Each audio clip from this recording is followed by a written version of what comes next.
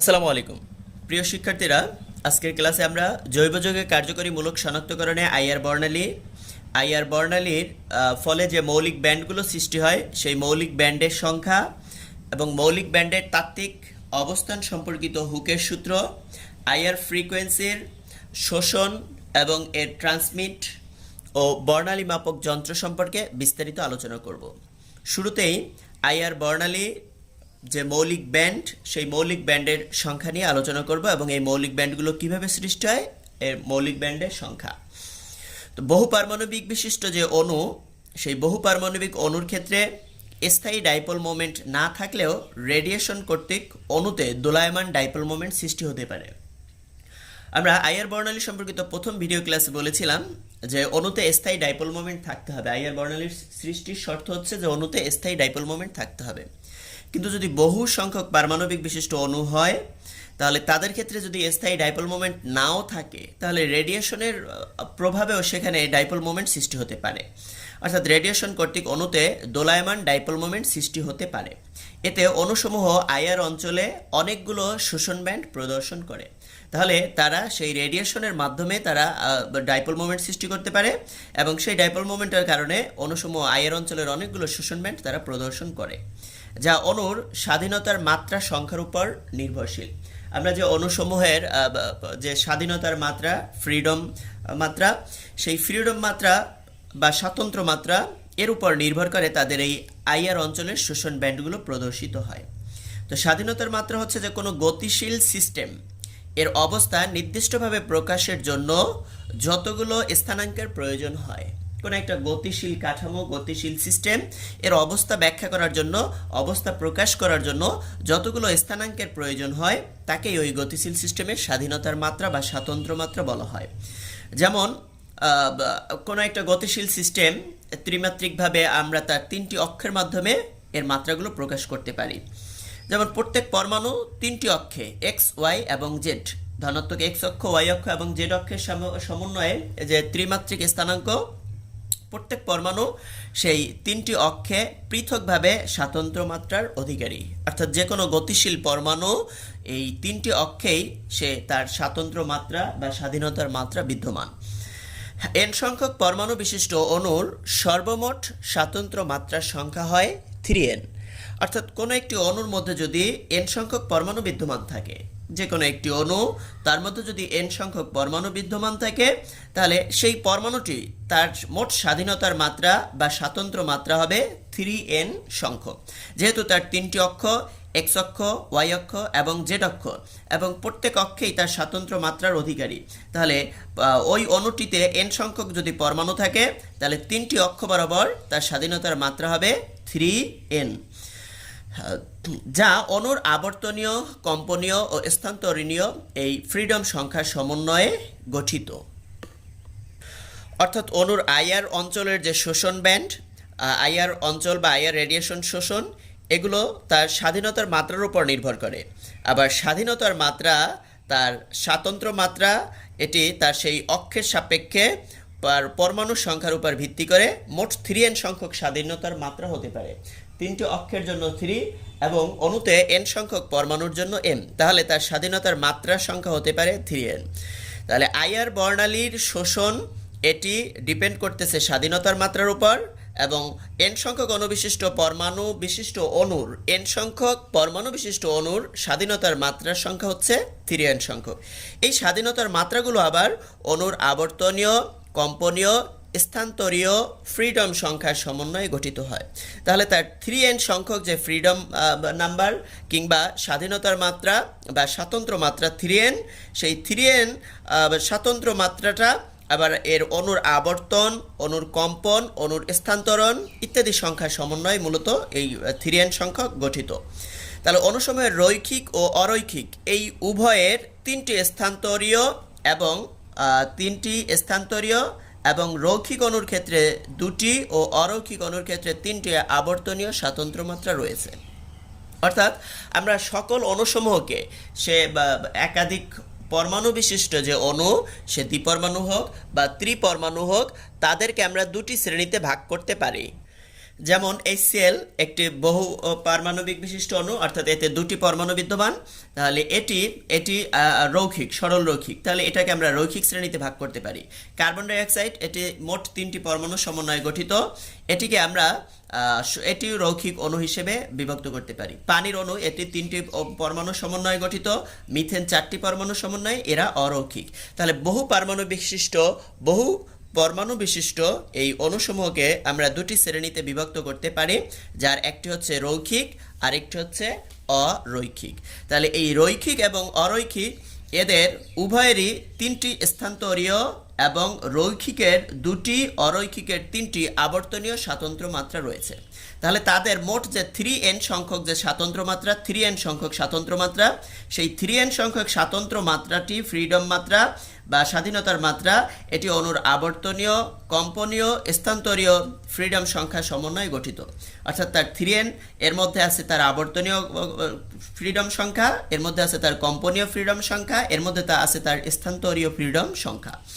তাহলে সেই রৈখিক এবং অরৈখিক অণুসমূহকে এই দুই ভাগে ভাগ করতে পারি, যাদের উভয়েরই 3টি স্থানান্তরীয় আবর্তন মাত্রা রয়েছে। এর মানে তাহলে 3n সংখ্যকের মধ্যে তার 3টি থাকবে স্থানান্তরীয় আবর্তন মাত্রা, সেটি রৈখিক অণু হোক বা অরৈখিক অণু হোক, তাদের সকলের স্থানান্তরীয় স্বাধীনতার মাত্রা হচ্ছে 3। তো এদের স্থানান্তরীয় আরেকটি হচ্ছে কি আবর্তনীয়। তাহলে আবর্তনীয় মাত্রা রৈখিক অণুর ক্ষেত্রে এটি হয় 2টি, অরৈখিক অণুর ক্ষেত্রে হয় 3টি। তাহলে তাদের আবর্তনীয় এবং স্থানান্তরীয় এই মাত্রা রৈখিক অণুর ক্ষেত্রে তার স্থানান্তরীয় হচ্ছে 3টি এবং আবর্তনীয় হচ্ছে 2টি। এর মানে রৈখিক অণুর ক্ষেত্রে তার স্থানান্তরীয় আবর্তনীয় স্বাধীনতার মাত্রা হচ্ছে 5টি, আর অরৈখিকের ক্ষেত্রে তার স্থানান্তরীয় এবং আবর্তনীয় এই স্বাধীনতার মাত্রা হচ্ছে 6টি। তাহলে তাদের মোট স্বাধীনতার মাত্রা যেহেতু 3n, অবশিষ্ট থাকে তাদের কম্পনীয় স্বাধীনতার মাত্রা। তাহলে এই কম্পনীয় স্বাধীনতার মাত্রা কত হবে? তাহলে রৈখিক অণুর ক্ষেত্রে তাদের এই কম্পনীয় স্বাতন্ত্র মাত্রা তথা স্বাধীনতার মাত্রা হবে 3n-5, যেহেতু তাদের আবর্তনীয় 2টি, স্থানান্তরীয় 3টি। তাহলে তাদের অবশিষ্টগুলো হচ্ছে কম্পনীয়, তাহলে এই কম্পনীয় স্বাতন্ত্র মাত্রা বা স্বাধীনতার মাত্রা হচ্ছে 3n-5। আর অরৈখিক অণুর ক্ষেত্রে তাদের কম্পনীয় মাত্রা হচ্ছে 3n-6, যেহেতু তাদের আবর্তনীয় অরৈখিকের 3টি এবং স্থানান্তরীয় 3টি, তাহলে 3n এর অবশিষ্ট সংখ্যকগুলো হচ্ছে তাদের কম্পনীয়, তাহলে তাদের কম্পনীয় মাত্রা হচ্ছে 3n-6। তাহলে অরৈখিক অণুর কম্পনীয় মাত্রা বা কম্পনীয় স্বাধীনতার মাত্রা হচ্ছে 3n-6টি এবং রৈখিক অণুর স্বাধীনতার মাত্রা হচ্ছে কম্পনীয় স্বাধীনতার মাত্রা 3n-5টি। যেমন কার্বন ডাই অক্সাইড একটি রৈখিক অণু, এর কম্পনীয় স্বাতন্ত্র মাত্রা বা স্বাধীনতার মাত্রা কার্বন ডাই অক্সাইড, এখানে একটি কার্বন এবং 2টি অক্সিজেন পরমাণু বিদ্যমান। তাহলে মোট এতে 3টি পরমাণু বিদ্যমান। তো 3টি পরমাণু বিদ্যমান হওয়ায় এর n এর মান হবে 3।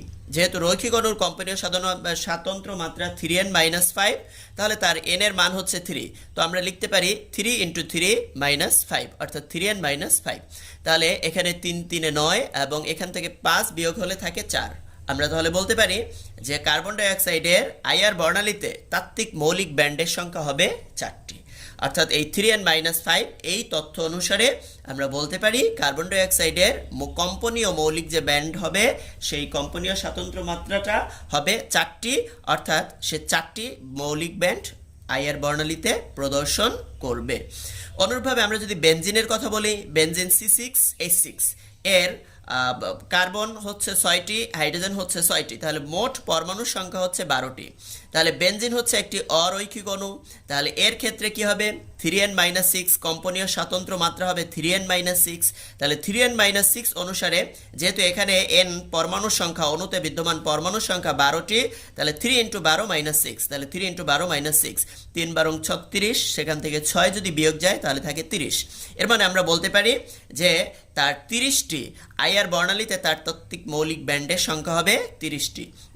যেরকম এখানে কার্বন ডাই অক্সাইডের মৌলিক ব্যান্ড ছিল 4টি, অনুরূপভাবে বেনজিনের এই মৌলিক ব্যান্ডের সংখ্যা হবে 30টি। আইআর বর্ণালীতে তাত্ত্বিক মৌলিক ব্যান্ডের সংখ্যা হবে বেনজিনের ক্ষেত্রে 30টি। কিন্তু বাস্তবে দেখা যায় যে বিভিন্ন কারণে এই 30টি মৌলিক ব্যান্ডই আইআর বর্ণালীতে প্রদর্শন হয় না।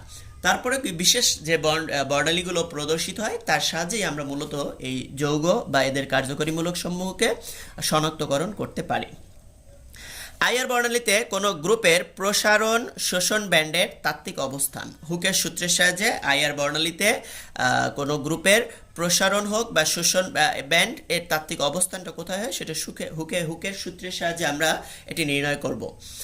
তো সূত্রটি হচ্ছে নিউবার, ওয়েভ নাম্বার নিউবার, এটা পার সেন্টিমিটার, প্রতি সেন্টিমিটারে তরঙ্গ সংখ্যা wave number nu bar equal to 4.12 root over K by mu.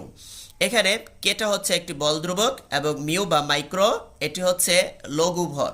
তাহলে wave number nu bar equal to হচ্ছে 4.12 root over K by mu, যেখানে কে হচ্ছে একটি বল ধ্রুবক। একক দ্বি ও ত্রিবন্ধনের ক্ষেত্রে এই বল ধ্রুবক কে এর মান যথাক্রমে 5 × 10⁵, অর্থাৎ একক বন্ধনের ক্ষেত্রে যদি একক বন্ধনের তরঙ্গ সংখ্যা আমরা বের করতে চাই, নিউবার বের করতে চাই, তাহলে তখন আমাদের কে এর মান ব্যবহার করতে হবে 5 × 10⁵। আমরা যদি দ্বিবন্ধনের বের করতে চাই তাহলে 10 × 10⁵, এবং ত্রিবন্ধন যদি বের করতে চাই তাহলে আমরা বল ধ্রুবককে ব্যবহার করব 15 × 10⁵। তাহলে এটি বল ধ্রুবক যার একক যেহেতু পার সেন্টিমিটার, তাহলে এর সিজিএস একক হচ্ছে ডাইন পার সেন্টিমিটার। এই বল ধ্রুবকের একক ডাইন পার সেন্টিমিটার। এবং এই মিউটি হচ্ছে লঘু ভর, যার মান হচ্ছে mu equal to m1 × m2, অর্থাৎ ওই বন্ধনের প্রথম পরমাণুর ভর ইন্টু দ্বিতীয় পরমাণুর ভর ডিভাইডেড বাই প্রথম পরমাণুর ভর যোগ দ্বিতীয় পরমাণুর ভর। তাহলে m1 ও m2 হচ্ছে সেই বন্ধনে আবদ্ধ পরমাণুদ্বয়ের পারমাণবিক ভর। যেমন আমরা সিএইচ বন্ধনের কম্পনীয় প্রসারণ কম্পাঙ্ক যদি হিসেব করি, তাহলে সেক্ষেত্রে সিএইচ বন্ধনের কম্পনীয় প্রসারণ কম্পাঙ্ক নিউবার ইকুয়াল টু 4.12। তাহলে সিএইচ বন্ধন, এখানে সি এবং এইচ কার্বন আর হাইড্রোজেন এদের মধ্যে একটি একক বন্ধন বিদ্যমান, আর একক বন্ধনের ক্ষেত্রে আমরা বল ধ্রুবকের মান জানি 5 × 10⁵। তাহলে আমাদের বল ধ্রুবক কে আর ডিভাইডেড বাই মিউ, যেখানে মিউটা হচ্ছে কি লঘু ভর। তাহলে মিউ লঘু ভর, এখানে মিউ এর মান কার্বনের পারমাণবিক ভর 12, হাইড্রোজেনের পারমাণবিক ভর 1, তাহলে m1 × m2 divided by m1 plus m2। তাহলে কার্বনের পারমাণবিক ভর হচ্ছে 12, হাইড্রোজেনের পারমাণবিক ভর হচ্ছে 1, এর মানে 12 × 1 ডিভাইডেড বাই 12 প্লাস 1। তাহলে এটিকে যদি আমরা ক্যালকুলেট করি তাহলে এর মানটা পাই 0.923, এর মানে আমাদের লঘু ভরের মান হচ্ছে 0.923। তাহলে সুতরাং nu bar equal to 4.12 root over 5 × 10⁵ divided by 0.923। এটা ক্যালকুলেশন করলে আমাদের মানটি দাঁড়ায় 3000 পার সেন্টিমিটার। তাহলে 3000 পার সেন্টিমিটার, এর মানে সিএইচ বন্ধনের কম্পনীয় প্রসারণ কম্পাঙ্ক হয় প্রতি সেন্টিমিটারে 3000। এভাবে হুকের সূত্রের সাহায্যে আমরা এদের এই বন্ধনের যে প্রসারণের ফলে যে মৌলিক ব্যান্ডের সৃষ্টি হয় কম্পনীয় ব্যান্ড, সেই কম্পনীয় ব্যান্ডের অবস্থান হুকের সূত্রের সাহায্যে নির্ণয় করতে পারি। তো অনুকর্তৃক আইআর রেডিয়েশন শোষণকে তরঙ্গ দৈর্ঘ্য ল্যামডা অথবা এর তরঙ্গ সংখ্যা নিউবারে প্রকাশ করা হয়। যেমন আমরা নিউবার ইকুয়াল টু 1/λ, তাহলে আমরা এই তরঙ্গ সংখ্যায় কিংবা তরঙ্গ দৈর্ঘ্য যে কোনোটার মাধ্যমে এদের আইআর রেডিয়েশন শোষণকে প্রকাশ করতে পারি। জৈব যৌগের অবলোহিত বর্ণালীকে পার্সেন্টেজ ট্রান্সমিটেন্স, এটা হচ্ছে পার্সেন্টেজ টি এর বিপরীতে অঙ্কন করা হয়, অর্থাৎ এই অবলোহিত বর্ণালীর এর শোষণকে অ্যাবজর্বেন্সের বিপরীতে অঙ্কন করা হয়। প্রায় সব বর্ণালীর ক্ষেত্রেই এই অ্যাবজর্বেন্স বা এই আইআর শোষণ এর সাথে ট্রান্সমিটেন্স টি এর সম্পর্ক হচ্ছে এ ইকুয়াল টু লগ 10 ভিত্তিক 1/t। তাহলে এ এর সাথে এই টি এর সম্পর্ক হচ্ছে 1/t, অর্থাৎ ব্যস্তানুপাতিক সম্পর্ক, বিপরীত সম্পর্ক। যেহেতু অ্যাবজর্বেন্সের সাথে ট্রান্সমিট এর সম্পর্ক বিপরীত, তাই আমরা যখন আইআর বর্ণালীর ব্যান্ড এর চিত্র অঙ্কন করি তখন বর্ণালীর চূড়াগুলো উল্টো দিকে লিপিবদ্ধ করা হয়। অর্থাৎ আমরা যখন বর্ণালীগুলো আঁকবো তখন সেই বর্ণালীর চূড়াগুলো এরকম নিচের দিকে এরকম করে লিপিবদ্ধ করব নিচের দিকে। তাহলে এর মানে তাহলে এই চূড়াগুলো নিচের দিকে থাকবে, কারণ অ্যাবজর্বেন্স এর সাথে ট্রান্সমিট টি এর সম্পর্ক বিপরীত, তাই এই বর্ণালীর চূড়াগুলো উল্টো দিকে লিপিবদ্ধ করা হয়। বর্ণালী মাপক, অবলোহিত বর্ণালী মাপক। যখন কোনো জৈব পদার্থে অবলোহিত রশ্মি যার তরঙ্গ দৈর্ঘ্য 2.5 মাইক্রো থেকে 25 মাইক্রো এর মধ্যে আপতিত হয়, তখন পদার্থটি কতিপয় ফ্রিকোয়েন্সি শোষণ করে এবং অবশিষ্ট ফ্রিকোয়েন্সি ট্রান্সমিট বা নিষ্ক্রান্ত বা নির্গত হয়ে যায়। অর্থাৎ কোনো জৈব নমুনার উপরে যদি আমরা এই আইআর বর্ণালী এটি আপতিত করি, যে বর্ণালীর তরঙ্গ দৈর্ঘ্য হবে 2.5 মাইক্রো থেকে 20 মাইক্রো, তখন সেই পদার্থটি এই আইআর ফ্রিকোয়েন্সির কিছু ফ্রিকোয়েন্সি শোষণ করে এবং অবশিষ্ট যে ফ্রিকোয়েন্সি সেই ফ্রিকোয়েন্সি ট্রান্সমিট বা নিষ্ক্রান্ত করে।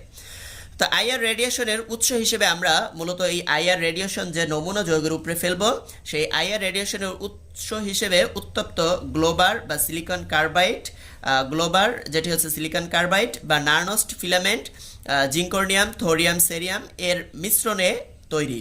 তো এই নার্নস্ট ফিলামেন্ট কিংবা গ্লোবার এটিকে আইআর রেডিয়েশনের উৎস হিসেবে ব্যবহার করা হয়। তো আমাদের যন্ত্রটির গঠন প্রণালী হচ্ছে নিম্নরূপ, যে এতে প্রথমে আমার সেই আইআর উৎস গ্লোবার অর্থাৎ এটি আইআর উৎস হিসেবে কাজ করবে। এটি থেকে নিষ্ক্রান্ত তরঙ্গ দৈর্ঘ্য, আলো যে বর্ণালী আইআর বর্ণালী তার তরঙ্গ দৈর্ঘ্য 2.5 থেকে 25 মাইক্রো এবং এর ওয়েভ নাম্বার 400 থেকে 4000 পার সেন্টিমিটার, এটি আপতিত হবে। তাহলে যা রাসায়নিক নমুনা যৌগের উপরে আপতিত হয়। তাহলে এই তরঙ্গ দৈর্ঘ্যের বা এই তরঙ্গ সংখ্যার আইআর বর্ণালী সেই রাসায়নিক নমুনা যৌগের উপরে আপতিত হলে নমুনা যৌগ এই আইআর ফ্রিকোয়েন্সি থেকে কিছু ফ্রিকোয়েন্সি সে শোষণ করবে, অবশিষ্ট ফ্রিকোয়েন্সি সে ট্রান্সমিট করে দিবে, নিষ্ক্রান্ত করে দিবে, বের করে দিবে। তাহলে রাসায়নিক নমুনা শোষণ করার পরে যেগুলো অবশিষ্ট থাকবে সেটি বের হয়ে আসবে।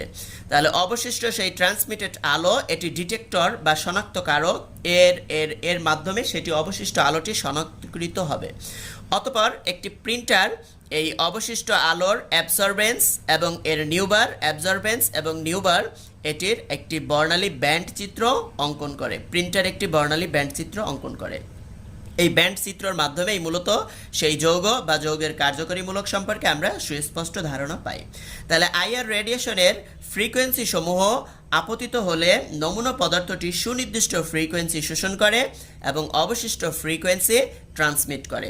ডিটেক্টর রেডিয়েশন ফ্রিকোয়েন্সি শনাক্ত করে এবং প্রিন্টারে একটি আইআর বর্ণালী ব্যান্ড, যেটা পার্সেন্টেজ ট্রান্সমিটটি বনাম তরঙ্গ সংখ্যা নিউবার সৃষ্টি করে, যার মাধ্যমে কার্যকরী মূলক শনাক্ত হয়। তাহলে এভাবে অবলোহিত বর্ণালী মাপক যন্ত্রের সাহায্যে আমরা এই আইআর বর্ণালী নির্ণয় করতে পারি।